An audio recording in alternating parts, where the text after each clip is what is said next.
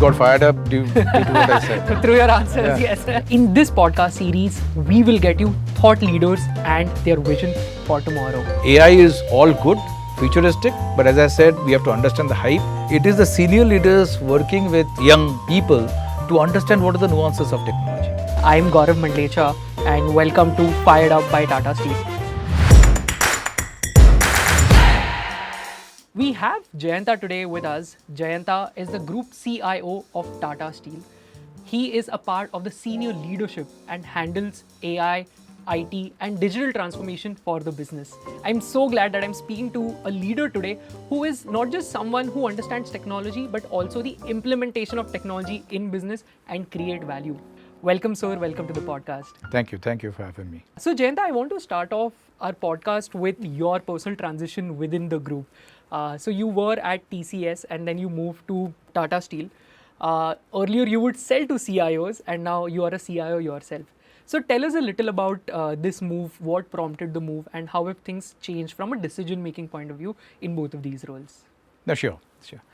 So it was not planned by me initially. So there was Tata Steel management decided to get somebody from outside with a kind of a global exposure in IT because they wanted to kind of rejuvenate IT, drive digital transformation.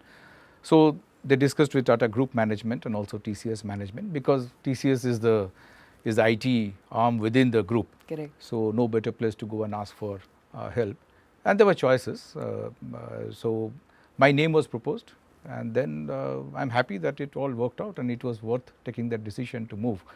And as you rightly said, that throughout my career in TCS, I have been working with all CIOs across all different countries, different cultures, different companies, Fortune 500 companies, Fortune 100 companies, learned a lot from them.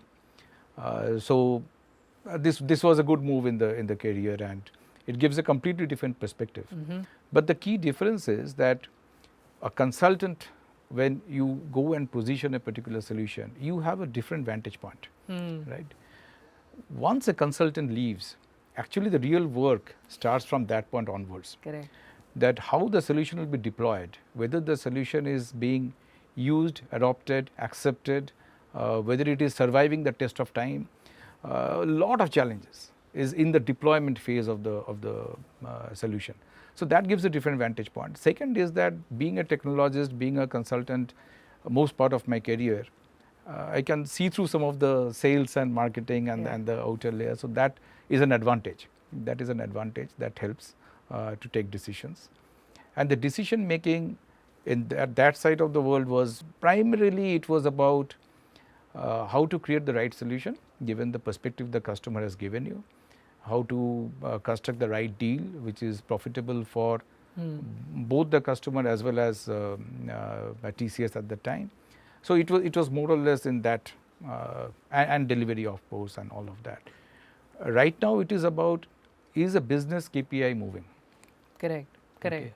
Are we really solving the business problem? The technology project is good, the technology is working, the solution is implemented, but has it really made any difference to the business? That's the key. If that does not happen, then there is no point, right? And then the buying decision, there was one was selling, here you are buying. Correct. How do you make the choice? How do you take the decision? What will be the right decision for the company over long term? So I think that's a fundamental vantage point difference. And there are advantages of a technologist or a person who has been in an IT industry to become a CIO, you get that advantage. Correct. Intrinsically. I want to understand from your experience as a leader, how do you see that is this solution working for me versus not? So what are these leadership traits that you think benefit you when you think about decision making at your level? Yeah, when it comes to leadership, I would like to talk about three key learnings that I have in my entire leadership journey. One is that in any role and specifically in any leadership roles, first and foremost is establishing trust and credibility. That's up here.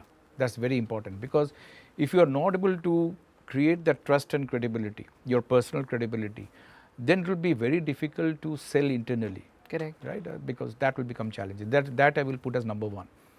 Number two is understanding the context is very, very critical. It is not about the technology expertise or the functional expertise. That you will possess anyway, because you're in the craft for so many years and decades. Correct. The point is that, are you reading the room right? Are you reading the context right? It is not about domain knowledge. I'm not a steel expert. I don't have any domain knowledge on steel. Neither did I have any understanding of the domain before I joined Tata Steel. I do understand a little bit of the context now, right? Because you're leading from within the context. The methods may be different, right? In every context changes, the methods also change, right? So that is important. That I will put as second, but as important as the first one. And the third is fundamentally the communication. So communicate the goals clearly, lay out the vision, lay out the plan, and clearly communicate the goals objectively, so that your team can then align. That alignment is extremely important. It is not only the IT team or the digital team, it is the entire organization that we are trying to achieve something, and how will we get there. So in the context of Tata Steel, to answer your first question, so the charter that was given was very clear, that create business value through digital transformation. And as Tata Steel, we want to become a leader in digital manufacturing industry by 2025. I think that was a clearly stated vision. Okay. We wanted to be the benchmark, right? So that was an audacious goal, and there were some objective targets for the savings potential that we create. And it is a manufacturing industry, it's a highly physical industry. So how to get about that? So the idea was to focus on what is important for business. The idea of KPI movement, if it doesn't move the needle on KPI, then nothing else matters. Correct. The technology can work, but if the business doesn't benefit from that, there's no point in having a technology. It will only sit at cost. Second is, you talked about the challenges, is the selling. There's a lot of internal selling in the positive way, that you have to ask for money. There is a lot of investment that you have to put up front, right? A CIO's primary job is to make the right investment, which will drive the right buy decisions, and then you go and implement technology for business transformation. So that was a very, very crucial part in the, and it's still an important part of the role. So I think that whole competency of selling as a consultant, you transport that in this role also. It is essentially selling in a positive manner, but to internal stakeholders. To internal stakeholders, to get the right investment for the right decisions, and then you take it forward. Got it. And if I may ask, like, how do you rate yourself to the mandate that you were given when you were joining in, that is the kind of business transformation that we want to deliver by 2025? So if there are a few highlights that you can share about that. I think we are pretty much there, but then it is a moving goal. So otherwise, see, at that point, we wanted to be a leader in digital transformation by 2025. I think we have created we have our share, if you will. We have done a lot of stuff, and we have a long way to go. But I think we are, as a company, we are pretty happy with what we have been able to achieve as collectively between business, IT, leadership, all of it put together. But going forward, then we are now putting more audacious goals. So if you ask me today, which was not how I looked at it in 2018 or in the prior years, now we look at this whole digital transformation program as, one side is a manufacturing excellence. Correct. Okay. A completely different level of performance in manufacturing. We talk about in detail later on. Other one is customer experience. And this is where I think if you look into the manufacturing industry, you will see that it tends to gravitate towards manufacturing excellence. Correct. Right? Because it's all about optimization. It's all about yield, energy, throughput, quality, productivity. Right? It's all about doing it. It's a lean manufacturing, and Tata Steel is well known for that, right? And we have done a lot of remote operations. We'll talk about it later. But when it comes to customer, even if you look at many other companies who have kind of pioneered lean manufacturing, they are now feeling that maybe that flexibility that today's customer needs. Customer of 2018 and customer of 2024, 2025 is very different. Correct. And is dramatically changing. Today, every individual customer has their own individual needs, which we call it the hyper personalization or personalization, right? A steel industry never used to operate that way. It used to be volume. Correct. Right? So we have to get there. And how to switch? That is how we created a program called Customer Excellence. So there is a manufacturing excellence program running, which is mostly focused on 8QP, yield, energy, throughput, quality, productivity. Okay. And then there is a customer experience, which is about this immediate delivery. You have the immediate order confirmation. Correct. You have real-time order confirmation. You have real-time information sharing with the customer. Where is my order? Tracking I can track details, it, right? So that is what we want to bring in, right? And along with customer delight and customer satisfaction. I would say that Tata Steel has 3 global lighthouses in World Economic Forum, Industry 4.0. Okay. So What our is first what was is a lighthouse? Lighthouse is World Economic Forum has an assessment framework in advanced manufacturing. So they will come and assess individual sites, not at a company level, individual sites, Okay. and they will see what is their Industry 4.0 maturity. And extremely stringent. I also sit as a jury Of course, on yeah. the advanced manufacturing, so I know how the applications that come in. It is extremely stringent, extremely stringent. And we went through the process, and the first one to go was IJmuiden, our Netherlands site. Then a more modern plant, Kalinganagar, Tata Steel Kalinganagar. Okay. So that became a lighthouse. Then Jamshedpur, which is a 117-year-old plant then. So we have all flavors. We have an European flavor. Correct. We have a modernized, sensorized, more modern plant, which is 5-6 years old at that time. And the other one is a 117-year-old plant. Wow. All are global lighthouses. 78% of our steel production happens from a global lighthouse advanced manufacturing industry 4.0 site. So which we take a lot of pride in. So we'll also apply for other sites as we speak. Meramandali, we have acquired a lot of other companies after that. So that will also go through the same level of maturity. So while we apply, we ourselves assess that has it become mature after have gone through the 7 layer of architecture? Are we really creating business value? Because that framework only asks one question at the end of the day. Have you created business value? Then only Industry 4.0 is successful. And then if you have, then what are the technologies you implemented? Are they latest in the stack and all that stuff? That is the question they will ask. Interesting. I think we have done a lot on the manufacturing excellence, and we have done a lot on the customer experience also. We have an Ashiana portal through which we sell steel online, right? Okay. And we have others. Do people buy steel online? I'm curious because Yes, it's such they are. They Okay. are. It's a substantial business for us now. Okay. So, but you actually, it's an omni-channel.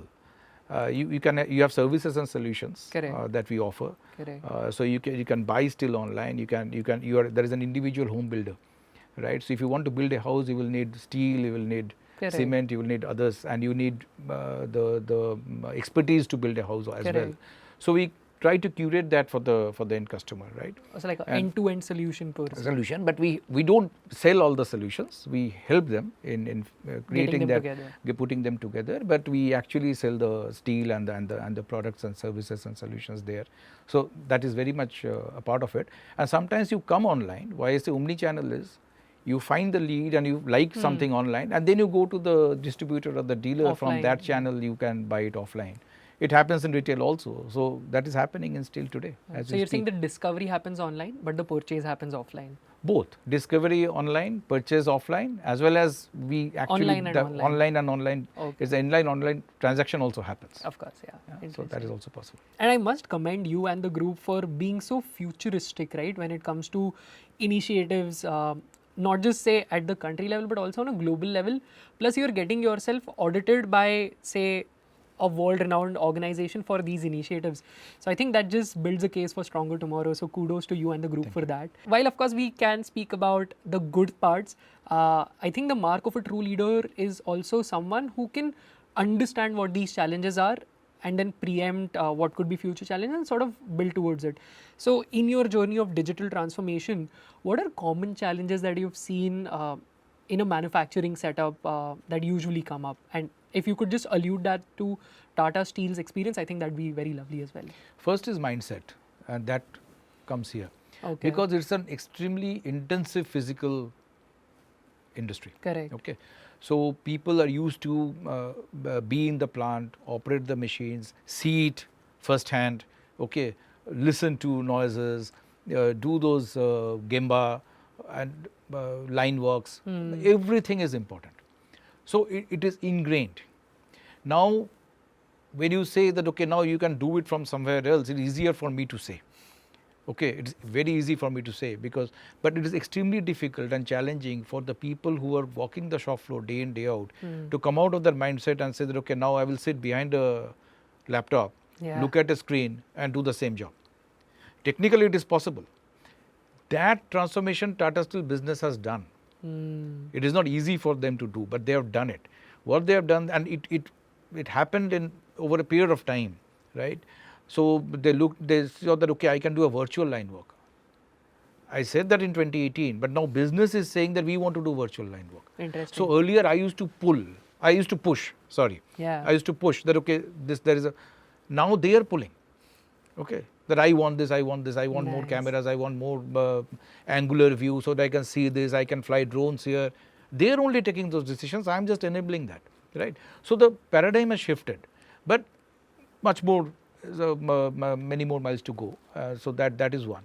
Second is that as a manufacturing industry, I think, and this is not true for Tata Steel because we have made the investments that we needed to make. But I feel that there is a lack of investment in the manufacturing sector towards digital. Sometimes the priority is given to some other shop floor Correct. activities than digital.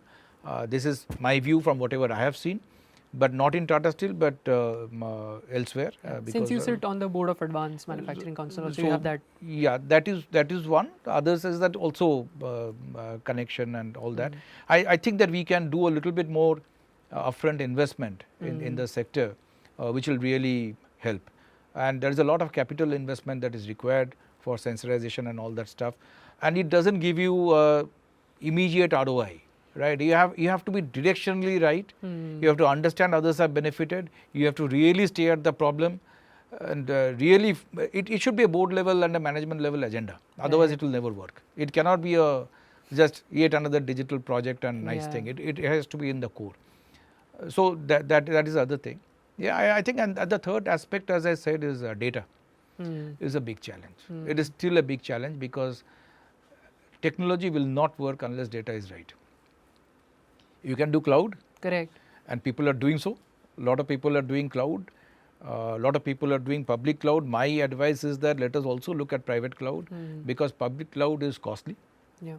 6 times costlier than private cloud. Okay. Right. So some of it hyperscalers are required for certain technology to work, but not all of it. So we have to have that determination. AI is all good, futuristic, but as I said, we have to understand the hype. We have to make it real on the ground. It has to deliver to a business case. But these two things people are still talking about. I am really struggling. Seldom find people talking about data, which is the fuel. Correct. Which gets democratized because of cloud and feeds the AI. And that is the most boring, difficult activity. Right. Okay. People don't want to work on data. And it's a business asset, end of the day. Okay, while people talk a lot about processes in manufacturing, and we have to do that, processes are extremely important, but if you bring in data, it will only enable the processes and sometimes it will remove the bottlenecks of processes as well. It will really give you insights, it will leapfrog. So that is where we have to, those challenges are real and we need to work on it. Got it. So the 3 challenges that I'm sort of taking away, first is the mindset, given it is a very manufacturing operations first mindset that people have had. I think that needs to evolve. Second is from the board and I think from the leadership level, active investment of capital, because these are important investments you have to do to be sort of future ready, ready for tomorrow. And the third that you're mentioning is data, which is the boring part, but to be able to fuel efficiencies, you need the data to be there in the system. Yeah. And overarching is that it has to be business led. It has to be. Okay, so the business case comes first and then all of these sort of follow. Jayanta, wonderful insights. Honestly, I personally have a lot of takeaways and I'm pretty sure our viewers who are watching this podcast will do too. I want to get to the most interesting part that I was looking forward to, because I of course read a little about you online through my research, but I'd want to know the real Jayanta outside of work as well. So I have like very simple pointed questions and I'd love to know a little about that from you. Like at Tata Steel, I've heard that, you very actively reverse mentor people, right? Why do you do it? And perhaps from this, what have you learned? Okay, so it is a concept that Tata Steel started way before I joined Tata Steel. I learned it from Tata Steel. Is a fantastic concept, fantastic initiative, where our senior leaders, they appointed reverse mentors. The reverse mentors were people in the age group of early 30s or so late 20s, just joined. Correct. It is like the granddaughter teaching the nanny or the grandma to use the iPhone. Okay. It is that kind of stuff, because and they get it very quickly, and so it is the senior leaders working with those young people to understand what are the nuances of technology. right? Something, it's a very private conversation. It is a mentor-mentee kind of a relationship where the art of possible is understood. Okay. Oh, I didn't know about it. You can be pretty open in asking those questions in a private setup between a mentor and a mentee, and you learn. I also benefited. When I learned AI, though my academics Thesis, was way yeah. back, right? So that is first principle. Then there is so much change and in data science and generative AI. So I had sessions with the youngest member in the team, who just joined, who told me about, see, this can be done through Gen AI. This is the thing. What is the temperature? I didn't know about what this temperature control and what goes into LLM, how the file indexing is happening. All those technicalities, they will take half an hour session with me, just me and the youngest member in the team or few others in the team, and that's way you learn, and you learn pretty fast. Wow. So I think it's a brilliant practice at Tata Steel because for both, it works for like both parties, right? You are able to give the business context from that point of view. The person at times is able to tell you what are current trends, how is the newer generation thinking. I think that's a great practice. all our senior leaders have gone through this, and that is an immense benefit that all of us have got.